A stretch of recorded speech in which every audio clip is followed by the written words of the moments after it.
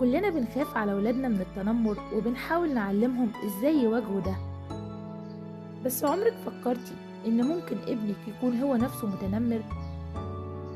حتى الأطفال الطيبين ممكن يتحولوا لمتنمرين من غير ما ناخد بالنا.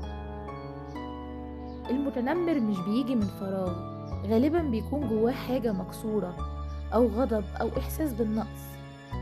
ممكن يكون طفل بيتزعق له طول الوقت فيزعق لغيره، أو بيتقارن بغيره فيقلل من غيره.